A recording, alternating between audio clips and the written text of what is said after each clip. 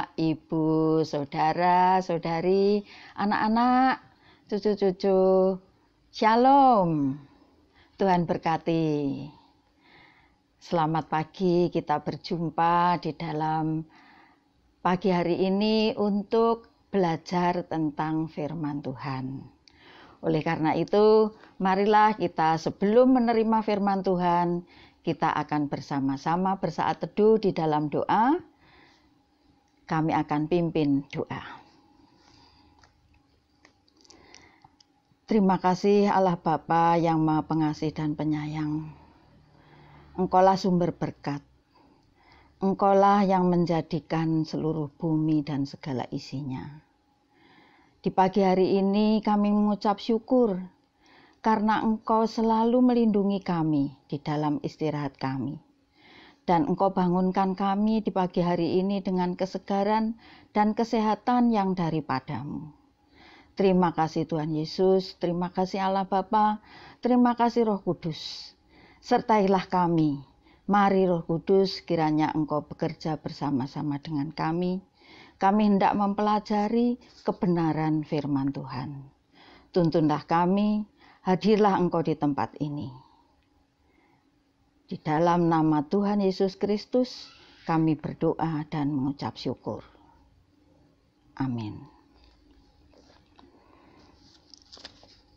Saudara jemaat yang dikasihi oleh Tuhan Yesus Kristus, kita akan baca firman Tuhan dari 1 Raja-Raja 17, ayat yang ke-7 sampai dengan ke-16. Perikop ini berjudul Elia dan Janda Sarfat. Kami akan bacakan. Tetapi sesudah beberapa waktu, sungai itu menjadi kering, sebab hujan tiada turun di negeri itu. Maka datanglah firman Tuhan kepada Elia, "Bersiaplah, pergi ke Sarfat yang termasuk wilayah Sidon, dan diamlah di sana. Ketahuilah, aku telah memerintahkan seorang janda untuk memberi engkau makan." Sesudah itu ia bersiap lalu pergi ke Sarfat. Setelah ia sampai ke pintu gerbang kota itu, tampaklah di sana seorang janda sedang mengumpulkan kayu api. Ia berseru kepada perempuan itu, katanya, "Cobalah, ambil bagiku sedikit air dalam kendi, supaya aku minum." Ketika perempuan itu pergi mengambilnya, ia berseru lagi, "Cobalah, ambil juga bagiku sepotong roti." Perempuan itu menjawab, "Demi Tuhan Allahmu yang hidup, sesungguhnya tidak ada roti padaku sedikit pun, kecuali segenggam tepung dalam tempayan dan sedikit minyak dalam buli-buli. Dan sekarang aku sedang mengumpulkan 2-3 potong kayu api, kemudian aku mau pulang dan mengolahnya bagiku dan bagi anakku. Dan setelah kami memakannya, maka kami akan mati." Tetapi Elia berkata kepadanya, "Janganlah takut. Pulanglah, buatlah seperti yang kau katakan. Tetapi buatlah lebih dahulu bagiku sepotong roti bundar kecil daripadanya. Dan bawalah kepadaku. Kemudian barulah kau buat bagimu dan bagi anakmu. Sebab beginilah firman Tuhan, Allah Israel. Tepung dalam tempayan itu tidak akan habis, dan minyak dalam buli-buli itu pun tidak akan berkurang, sampai pada waktu Tuhan memberi hujan ke atas muka bumi." Lalu pergilah perempuan itu dan berbuat seperti yang dikatakan Elia. Maka perempuan itu dan dia serta anak perempuan itu mendapat makan beberapa waktu lamanya. Tepung dalam tempayan itu tidak habis, dan minyak dalam buli-buli itu tidak berkurang, seperti firman Tuhan yang diucapkannya dengan perantaraan Elia. Nah, jemaat yang dikasihi oleh Tuhan Yesus Kristus, kita sudah baca firman Tuhan dari Raja-Raja 17, 1 Raja-Raja 17 ayat ke-7 sampai 16. Mari kita belajar tentang ketaatan. Yang pertama kita akan melihat ketaatan Elia. Elia di perikop-perikop sebelumnya, setelah dia membunuh 450 Nabi Baal, dia berlari dan Tuhan memerintahkan dia untuk berdiam di pinggiran atau di tepi Sungai Kerit. Nah, Sungai Kerit itu mana? Sungai Kerit terletak di sebelah timur Sungai Yordan. Jadi Sungai Kerit, sebuah sungai kecil, itu bermuaranya juga di Sungai Yordan. Nah, Sarfat yang didiami oleh janda itu tadi, itu masuk wilayah Sidon.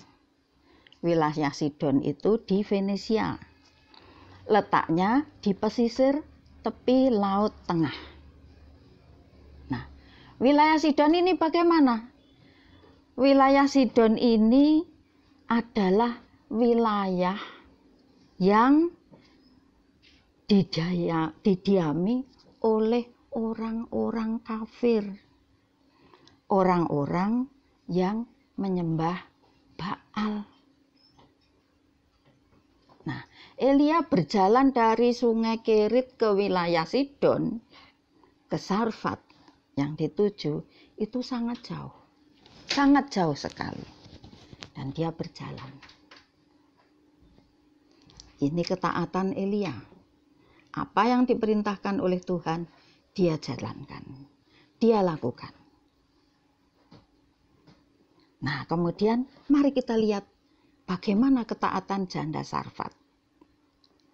Nah, janda Sarfat ini adalah orang yang miskin, sangat miskin kondisinya, karena dia hidup hanya dengan seorang anaknya perempuan. Di dalam firman Tuhan dilukiskan, saking miskinnya. Dia mengatakan di ayat 12, dia hanya memiliki segenggam tepung dalam tempayan. Kita bisa tahu ya genggaman kita itu seberapa. Nah, kalau segenggam tepung itu berarti ya sedikit sekali ya.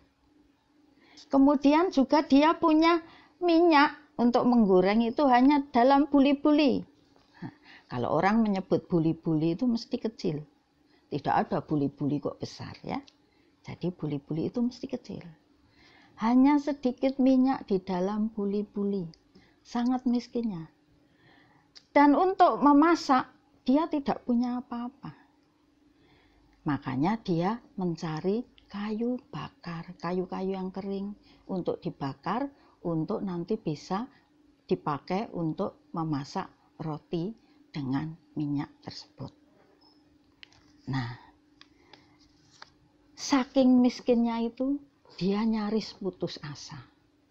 Di ayat 12b disebutkan, aku mau pulang dan mengolahnya bagiku dan bagi anakku, dan setelah kami memakannya, maka kami akan mati.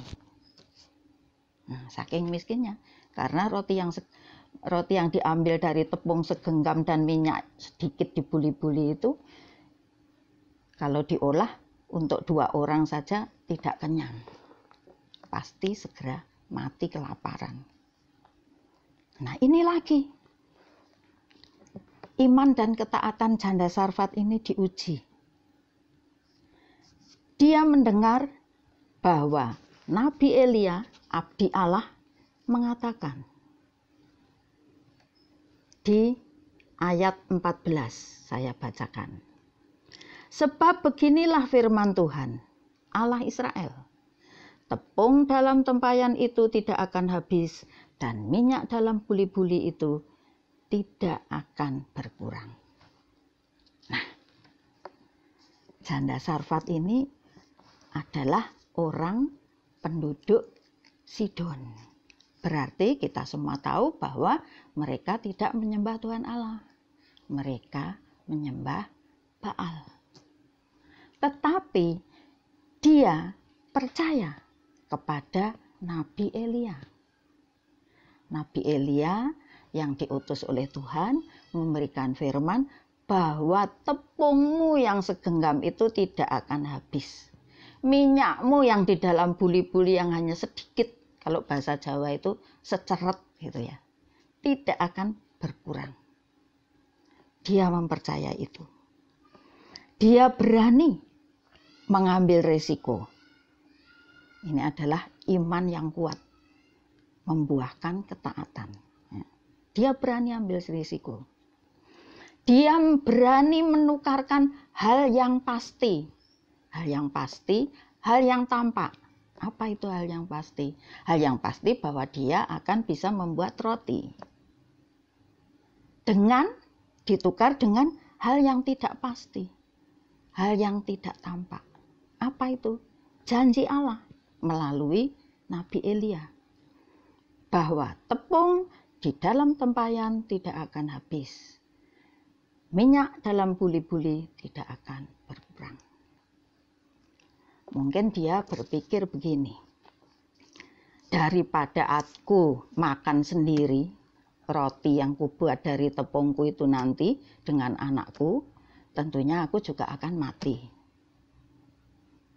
Lebih baik aku juga kasih abdi Allah itu sepotong roti, supaya kalau aku dan anakku mati, aku sudah memberkati abdi Allah. Nah itu, jadi dia berani ambil risiko. Dia berani mentaati firman Tuhan. Dia berani memberikan sedikit kepunyaannya itu kepada abdi Allah. Karena dia percaya firman Tuhan ya dan amin. Nah, kenyataannya bagaimana? Dia kerjakan ya. Di ayat 15, lalu pergilah perempuan itu dan berbuat seperti yang dikatakan Elia. Maka perempuan itu dan dia itu Elia, serta anak perempuan itu mendapat makan beberapa waktu lamanya. Nah, berarti tidak habis, benar-benar tidak habis. Dan reward itu hadiah.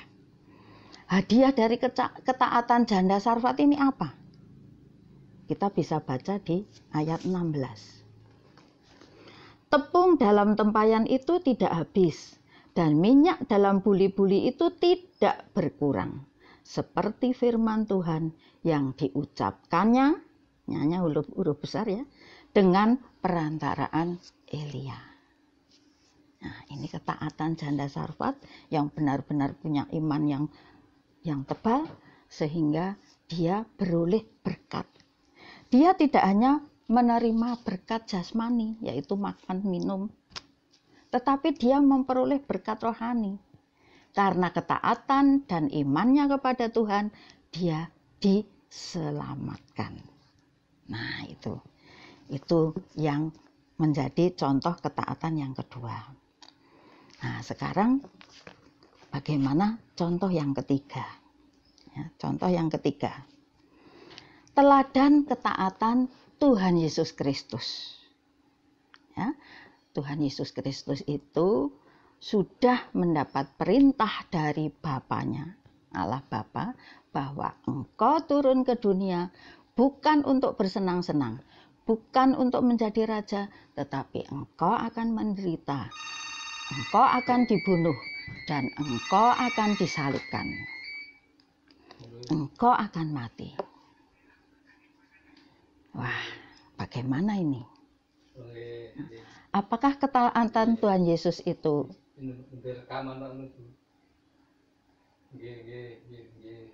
benar-benar muncul? Apakah ketaatan Tuhan Yesus itu benar-benar dilakukan? kita melihat bahwa Tuhan Yesus taat kepada Allah Bapa sampai mati di kayu salib. Nah, itulah yang menjadi keteladanan Tuhan Yesus Kristus, kasihnya kepada kita, kasihnya kepada orang percaya.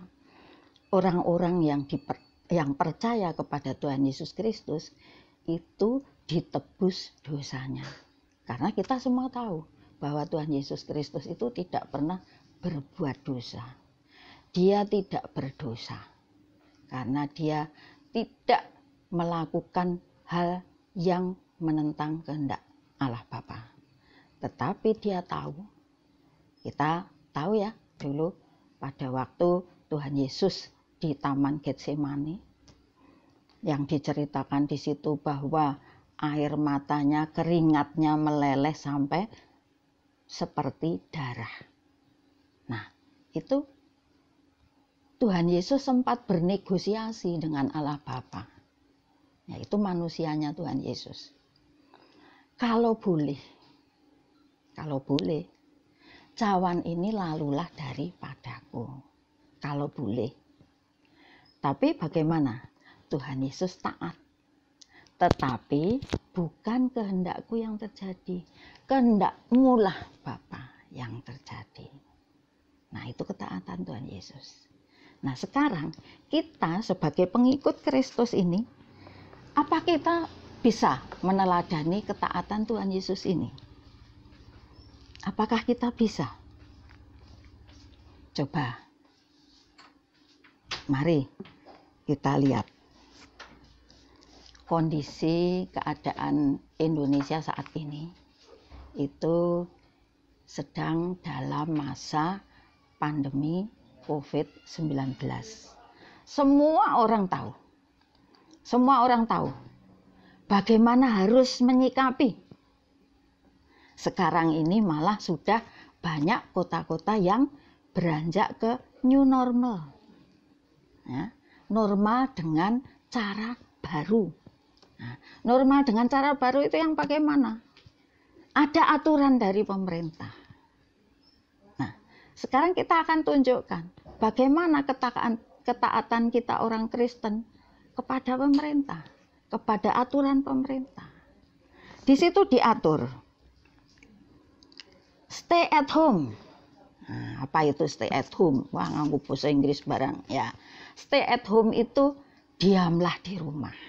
Karena firman Tuhan juga mengatakan lebih baik kalau ada sampar lewat, diamlah di rumah. Tutup pintumu dan berdiamlah di rumah. Kalau tidak perlu sekali, tidak usah pergi-pergi kemana-mana. Nah, tapi kalau perlu kita harus pergi, bagaimana yang harus kita lakukan? Ya kita taat, harus pakai masker. Oh ya boleh, harus pakai masker. Ya, masker yang benar, jangan masker hanya untuk hiasan, tapi harus pakai masker. Nah, kemudian apalagi yang diatur oleh pemerintah? Social distancing. Apa itu social distancing? Ambil jarak, jaga jarak, jangan berkerumun. Nah, mari kita ikuti, karena itu aman bagi kita. Karena kalau kita mengikuti anjuran atau perintah-perintah dari pemerintah, kita akan selamat. Kita tahu tadi janda Sarfat, dia taat kepada abdi Allah. Meskipun dia hanya punya tepung sedikit, minyak sedikit, tapi dia tetap memberikan apa yang diminta oleh abdi Allah. Nah, kita juga begitu. Meskipun susah, tidak boleh pergi kemana-mana. Kalau pergi ribet, harus pakai masker, harus ditutup-tutup. Nanti kalau pulang harus lepas semua baju, kemudian mandi. Lah, susah. Tapi kalau kita mentaati itu semua, kita akan selamat. kita sudah mempelajari bagaimana ketaatan yang diperlihatkan oleh Nabi Elia, oleh janda Sarfat, terlebih-lebih ketaatan Tuhan Yesus Kristus kepada Allah Bapa. Selamat beraktivitas, selamat melakukan tugas-tugas seharian ini. Kiranya Tuhan menyertai, kiranya Tuhan menolong kita, dan saya akan tutup dengan satu pujian yang indah, yang sangat memberkati. Yesus, Engkaulah Juru Selamatku. Yesus, Engkaulah Allahku, yang mati dan bangkit, naik ke surga mulia, dan sembahyang bagi saya selamanya. Yesus, Engkaulah Juru Selamatku. Yesus, Engkaulah Allahku, yang mati dan bangkit, naik ke surga mulia, dan sembahyang bagi saya selamanya, dan sembahyang bagi saya selamanya. Mari kita tutup dengan doa. Terima kasih Bapa, Engkau telah membimbing kami. Kami rasakan hadirat-Mu di tempat ini. Kami rasakan tuntunan-Mu di tempat ini, sehingga kami boleh mengerti apa yang menjadi kehendak-Mu. Bapa, Roh Kudus-Mu kiranya menyertai kami selalu, sehingga kami boleh menerima firman-Mu ini dengan penuh kesadaran, dan Engkau mampukan kami untuk melaksanakannya di dalam kehidupan kami hari lepas hari. Bapa, berkati warga jemaat-Mu. Apabila ada yang sedang dalam keadaan sakit, kiranya Bapa sendiri yang akan menyembuhkan. Apabila mereka sedang dalam pergumulan hidup, kiranya Bapa sendiri yang akan menolong. Dan apabila mereka yang menjadi keprihatinan kami hendak menjauh daripada-Mu, Bapa, tangan-Mu yang penuh kasih kiranya menarik kembali mereka, sehingga mereka boleh bersekutu dengan Engkau lagi. Mereka tetap percaya bahwa Engkau dan Tuhan Yesus Kristus adalah Juru Selamatnya. Terima kasih Bapa atas firman-Mu. Terima kasih berkat-Mu kami terima. Di dalam nama Tuhan Yesus Kristus yang telah mengampuni dosa-dosa kami, kami berdoa dan mengucap syukur. Terima kasih Tuhan. Haleluya. Amin.